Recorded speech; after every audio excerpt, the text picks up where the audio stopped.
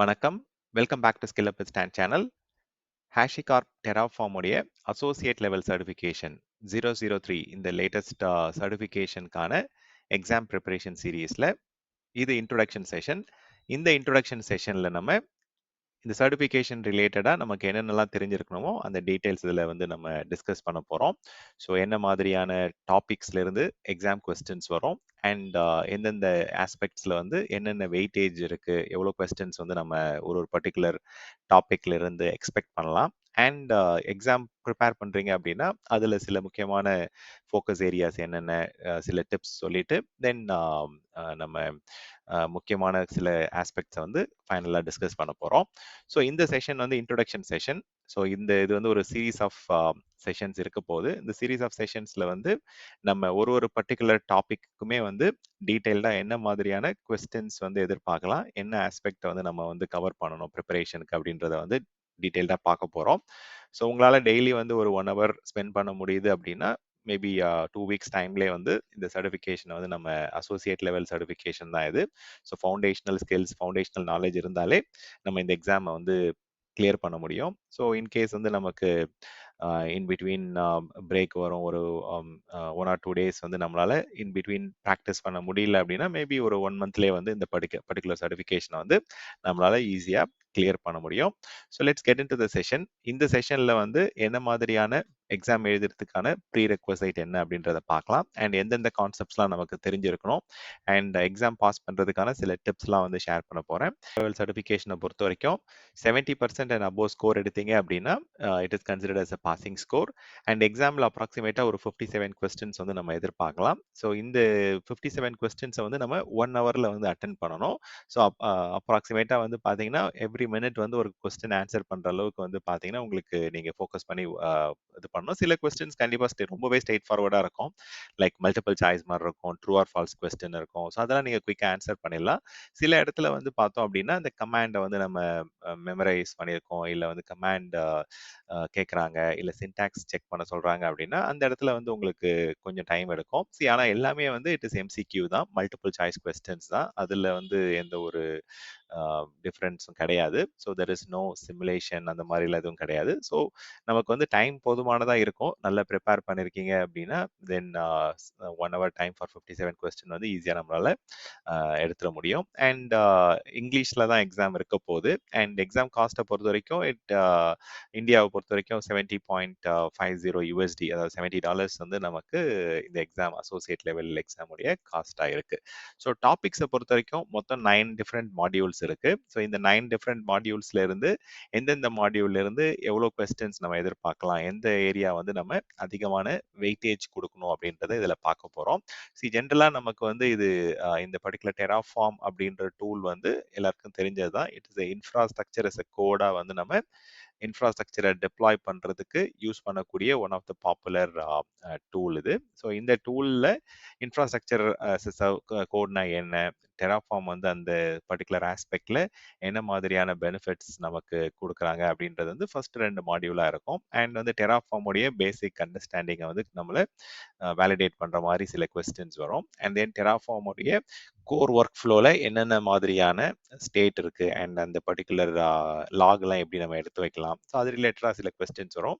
தென் modules வந்து நிறைய different வெண்டாருடைய என்விரான்மெண்ட்டில், பிளாட்ஃபார்மில், இன்ஃப்ராஸ்ட்ரக்சரில் நம்ம ரிசோர்ஸஸை கிரியேட் பண்ணுவோம். Like AWS, GCP, Azure and even on ப்ரிமைசஸில் இருக்கக்கூடிய சில இன்ஃப்ராஸ்ட்ரக்சரை கூட நம்ம இதுலேருந்து டிப்ளாய் பண்ணலாம்.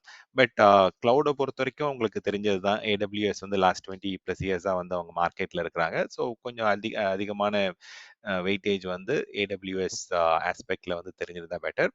டெராஃபார்மை பொறுத்த வரைக்கும் உங்களுக்கு வந்து எல்லா சர்வீசஸ் நீங்கள் கிரியேட் பண்ணி பார்க்கணுன்றது மேண்டேட்ரி கிடையாது. ஸோ பேசிக்காக நமக்கு இருக்கக்கூடிய compute, storage and network, so அந்த பர்டிகுலர் பேசிக் சர்வீசஸை சரவுண்ட் பண்ணியே நீங்கள் ப்ரிப்பேர் பண்ணால் போதுமானதாகவே இருக்கும். ஏன்னா நம்ம வந்து பார்க்க போகிறது டெராஃபார்முடைய கோர் கமாண்ட்ஸ் என்னென்ன இருக்குது, அதில் என்ன மாதிரியான மாடியூல்ஸ் எப்படி இம்போர்ட் பண்ணணும், எப்படி நம்ம அதை ப்ரொவிஷன் பண்ணணும், அதோடைய ஸ்டேட் எப்படி நம்ம மெயின்டைன் பண்ணுறோம், எப்படி நம்ம ட்ரிஃப்ட்டை ஹேண்டில் பண்ணுறோம், கான்ஃபிகரேஷன்ஸ் எப்படி சேஞ்ச் பண்ணுறோம்.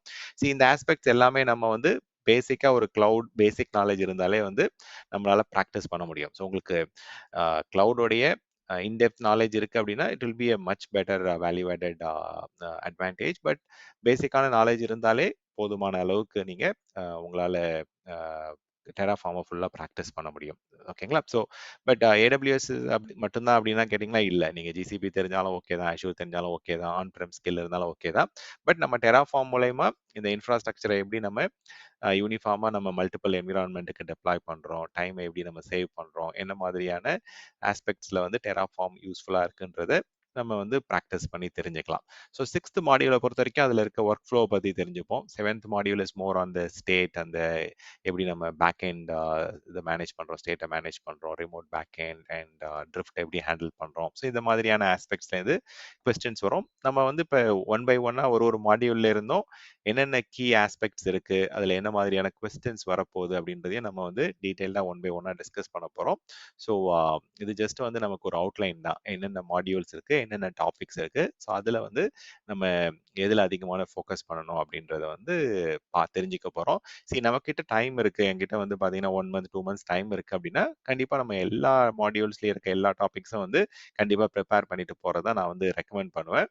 பட் இன்கேஸ் எனக்கிட்ட வந்து பார்த்தீங்கன்னா டைம் கன்ஸ்டன்ஸ் இருக்கு, நான் ஒரு 1 வீக்ல முடிக்கணும், 2 வீக்ல முடிக்கணும் அப்படின்னா அப்போ வந்து நீங்க வந்து எப்படி ஃபோக்கஸ் பண்ணணும்னா எந்த பர்டிகுலர் ஏரியால அதிகமான ஃபோக்கஸ் இருக்கு, அதிகமான பர்சன்டேஜ் வெயிட்டேஜ் ஆஃப் கொஸ்டின்ஸ் வரும் அப்படின்றத வந்து நீங்க அண்டர்ஸ்டாண்ட் பண்ணிக்கிட்டு ஸோ அந்த ஏரியாஸ் வந்து நீங்க ஃபர்ஸ்ட் ப்ரையாரிட்டி கொடுத்து கற்றுக்கிட்டீங்க அப்படின்னா தென் எக்ஸாம் கொஸ்டின்ஸ் ஆன்சர் பண்ணுறதுக்கு வந்து ரொம்பவே ஈஸியாக இருக்கும்.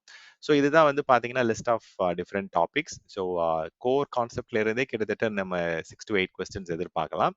ஸோ அது வந்து ரொம்ப பேசிக் சொல்லிட்டு விட்டுற முடியாது. ஸோ அதிலே வந்து நமக்கு என்னென்ன ஸ்டேட் இருக்கு, என்ன மாதிரியான கமாண்ட்ஸ் இருக்கு. ஸோ ஜென்ரலாக பேசிக்காக நம்ம டெராஃபார்மை இனிஷியலைஸ் பண்ணி பிளான் பண்ணி அப்ளை பண்ணி டிஸ்ட்ராய் பண்ணுறத ஒரு பேசிக்காக ட்ரை பண்ணியிருந்தோம். ஹேண்ட்ஸ் ஆன் நம்ம பண்ணி பார்க்கும்போது தான் நமக்கு அந்த கான்ஃபிடன்ஸ் கிடைக்கும். அந்த கமாண்டை மக்கப் பண்ணிட்டு மெமரைஸ் பண்ணிட்டு போய் எழுதிடலாம்.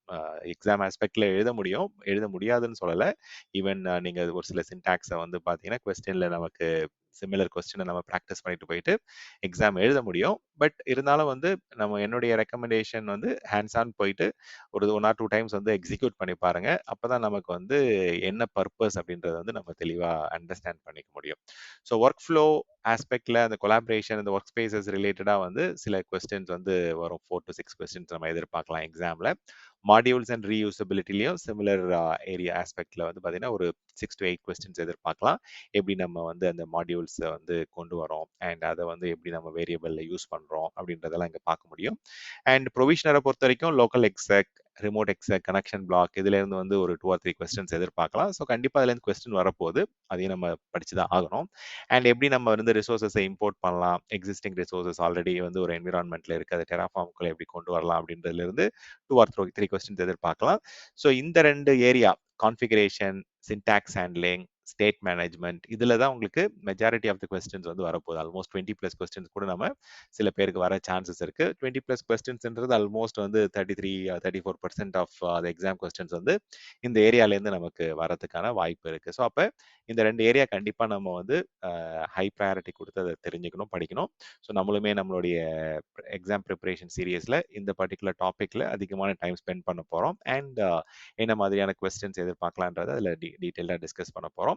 அஃப்கோர்ஸ் எல்லா டூல்லையுமே இருக்க மாதிரி பெஸ்ட் ப்ராக்டிசஸ், செக்யூரிட்டி ஆஸ்பெக்ட்ஸ் இதெல்லாம் வந்து நம்ம கன்ஃபார்மாக வந்து அப்ளை பண்ண தெரியணும். அப்போ தான் வந்து கஸ்டமர் என்விரான்மெண்ட்டில் நம்ம கிரியேட் பண்ணக்கூடிய ரிசோர்ஸஸில் ஏதாவது டிவியேஷன்ஸ் இருக்கா, இல்லை செக்யூரிட்டி ஆஸ்பெக்ட்ஸில் வந்து ப்ராப்ளம்ஸ் இருக்கான்றதை நம்மளால் ரெக்கக்னைஸ் பண்ண முடியும். ஸோ ஹேஷிகார்ப்பை பொறுத்த வரைக்கும் நிறைய டிஃப்ரெண்ட் டூல்ஸ் கூட இன்டெகிரேட் பண்ண அலோவ் பண்ணுறாங்க. அண்ட் ஈவன் டெராஃபார்ம் கிளவுட் ரிலேட்டடாக கப்பல் ஆஃப் கொஸ்டின்ஸ் வரதுக்கான சான்சஸ் எக்ஸாமில் இருக்குது. ஸோ இதுதான் வந்து each and every topic with their weightage and questions. So எக்ஸாமை பொறுத்த வரைக்கும் இது வந்து ஒரு ரொம்ப ஃபவுண்டேஷனல் பிகினர் ஃப்ரெண்ட்லி எக்ஸாம் தான். ஸோ அதனால் ரொம்பவே ஈஸி அப்படின்னு சொல்லிட முடியாது.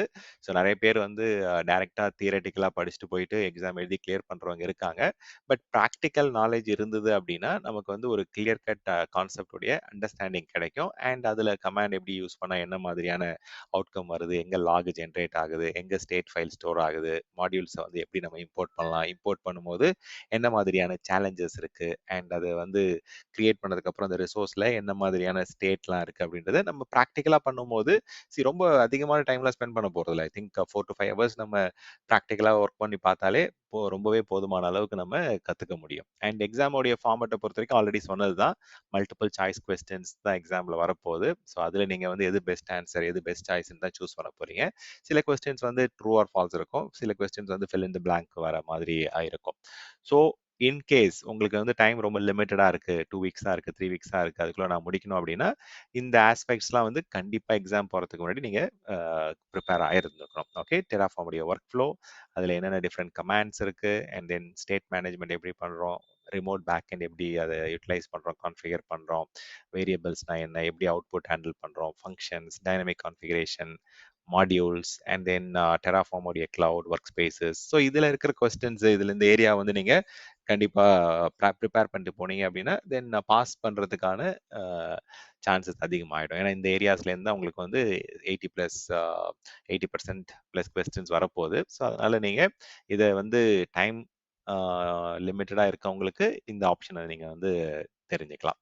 Okay, and focus areas already சொன்ன மாதிரி state management, modules, work flow, configuration, இந்த 4 ஏரியா தான் 70+% ஈவன் அதில் நிறைய பேர் இதை மட்டும் படிச்சுட்டு போயிட்டு பாஸ் பண்றவங்களாம் இருக்கிறாங்க. அதாவது ப்ரொவைடட் எல்லா கொஸ்டினுமே நீங்க ரைட் ஆன்சர் பண்ணிட்டீங்க இந்த ஏரியாவில் அப்படின்னா then you can definitely clear the exam. Of course சின்ன சின்ன ப்ராஜெக்ட்ஸ் கிரியேட் பண்ணி பாருங்க, ப்ராக்டிஸ் பண்ணுங்க. நான் வந்து ரொம்ப சர்வர்லெஸ் கண்டெய்னரைஸ்ட் ஒர்க் லோட்லாம் கிரியேட் பண்ணணும்னா சொல்லல. பேசிக்காக ஒரு EC2 VPC கிரியேட் பண்றது, S3 கிரியேட் பண்றது, Azure GCPயில் போயிட்டு virtual machines or storage and சில ப்ராஜெக்ட் பேசிக் ஒரு மினிமல் ப்ராஜெக்ட் ரிசோர்ஸஸ் கிரியேட் பண்ணாலே it is sufficient. Okay, so அதே மாதிரி ஆல்ரெடி நீங்கள் அதை கிராஃபிக்கலாக போய் கிரியேட் பண்ணிட்டு அதை எப்படி இம்போர்ட் பண்ணுறது, அந்த மாதிரி நீங்கள் ப்ராக்டிஸ் பண்ணுங்க. அப்போ தான் வந்து பார்த்தீங்கன்னா உங்களுக்கு வந்து கான்ஃபிடன்ஸ் லெவல் இம்ப்ரூவ் ஆகும். பட் அஃப்கோர்ஸ் சில கமாண்ட்ஸ் வந்து நம்ம மெமரைஸ் பண்ணி தான் ஆகணும். ஓகே, ஸோ எந்த இதுக்கு என்ன கமாண்ட், எந்த சினாரியோவில் எந்த கமாண்ட் யூஸ் பண்ணால் எஃபிஷியண்ட்டாக ஒர்க் முடியும், அது நம்ம கண்டிப்பாக மெமரைஸ் பண்ணி தான் ஆகணும். ஸோ கண்டிப்பாக வந்து குயிக் வின்னு பார்த்தீங்க அப்படின்னா ஒரு 2 or 3 CLI ஒர்க் ஸ்பேசஸ் இது ப்ராக்டிஸ் பண்ணுங்க. ரிமோட் பேக்எண்ட் செட்டப் வந்து செட்டப் பண்ணி அதை ப்ராக்டிஸ் பண்ணி பாருங்க. அது கண்டிப்பாக எக்ஸாமில் வரதுக்கான நிறையவே சான்சஸ் இருக்கு. ஓகே, ஸோ எக்ஸாமை பொறுத்த வரைக்கும் இது Terraform அப்படின்றது one of the much needed skill. Infrastructure as a கோடுன்றது DevOps உடைய ஃப்ரேம் ஒர்க்கில் ஒரு மேண்டேட்ரி ஃப்ரேம் ஒர்க்காக வந்து இது பண்ணிட்டு இருக்காங்க. அண்ட் இதை தாண்டி வந்து surrounding Ansible and Kubernetes and Git, Jenkins இந்த மாதிரி ஒரு 3 or 4 நேம்டு டூல்ஸ் தான் வந்து மெஜாரிட்டி ஆஃப் த என்டர்பிரைசஸ்ல யூஸ் பண்றாங்க. ஸோ ஆல்மோஸ்ட் வந்து 80 to 90% of the multi cloud use பண்ணக்கூடிய enterprises or hybrid cloud environment இருக்கக்கூடிய கம்பெனிஸ்ல வந்து ஆர்கனைசேஷன்ஸ்ல வந்து Terraform வந்து யூஸ் பண்றாங்க. ஸோ இந்த சர்டிஃபிகேஷன் வந்து நிறைய டிமாண்ட் இருக்கு. So prepare for it and then get it done. So DevOps அட்மினா ஒர்க் பண்ண போறீங்க, ரிலையபிலிட்டி இன்ஜினியரா ஒர்க் பண்ண போறீங்க அப்படின்னா 100% வந்து Terraform வந்து தெரிஞ்சிருக்க வேண்டிய சுச்சுவேஷன்ல தான் இருக்கும். Even most of the cloud ஆப்ரேஷன்ஸே இப்போ நம்ம இன்ஃப்ராஸ்ட்ரக்சர் as a கோடை வச்சு தான் நம்ம ஹேண்டில் பண்றோம். ஓகே, கிராஃபிக்கலாக போயிட்டு சேஞ்ச் பண்றதோ கிரியேட் பண்றதோ கிடையாது. ஸோ இப்போ கிளவுட் ஆப்ஸ்க்குமே வந்து இது வந்து ஒரு one of the much needed or mandate சர்டிஃபிகேஷனாக சேஞ்ச் ஆகிட்டு வருது. ஸோ எக்ஸாமை பொறுத்த வரைக்கும் ஆன்லைன் எக்ஸாம்ஸ் தான் நிறைய பேர் ப்ரிஃபர் பண்ணுறாங்க, எஸ்பெஷலி ஆஃப்டர் பேண்டமிக். பட் ஒரு சில இடத்துல நீங்கள் போயிட்டு இப்போ யூஎஸ்ல பாஸ்டன் மாதிரி இடத்துலலாம் நீங்கள் வந்து ஃபிசிக்கலாகவே போயிட்டு எக்ஸாம் எழுதலாம். ஓகே, ஸோ ஆன்லைனில் டெராஃபார்முடைய அந்த பிஎஸ்ஐ ஆர் பியர்சன் போர்ட்டலில் போயிட்டு ரெஜிஸ்டர் பண்ணி எக்ஸாம் நீங்கள் எடுத்துக்கலாம். And validity of the certification வந்து 2 years வரைக்கும் வேலிடிட்டி இருக்கு.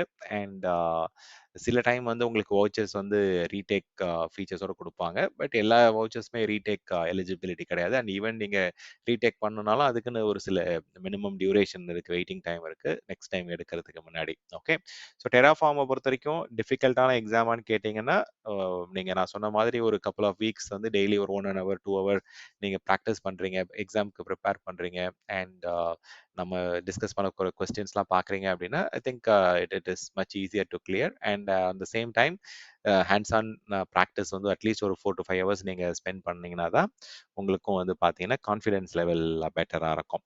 So again and again I'm emphasizing on the hands on exposure practice இருக்கணுன்றதை சொல்லிட்டு இருக்கேன். அண்ட் சில ஏரியாஸ் வந்து மாடியூல்ஸ் அண்ட் ஸ்டேட் அண்ட் இந்த மாதிரி கான்ஃபிகரேஷன் இந்த ஏரியாஸ்லாம் வந்து கண்டிப்பா வந்து அத ஆப்ஷனலா விட்டுட்டு போவே முடியாது. ஏன்னா அதுல தான் நெறைய கொஸ்டின்ஸ் வந்து உங்களுக்கு வரப்போகுது. ஓகே. ஸோ இதுதான் ஒரு இன்ட்ரோடக்ஷன் செஷன். இந்த next set of series of செஷன்ல வந்து ஒரு பர்ட்டிகுலர் டாபிக் எடுத்துட்டு, அந்த டாபிக்ல என்ன மாதிரியான கான்செப்ட்ஸ் இருக்கு, அதுல என்ன மாதிரியான எக்ஸாம் கொஸ்டின்ஸ் வரலாம் அப்படின்றது தான் ஒன் பை ஒன்னா பார்க்க போறோம். So stay tuned. Thank you.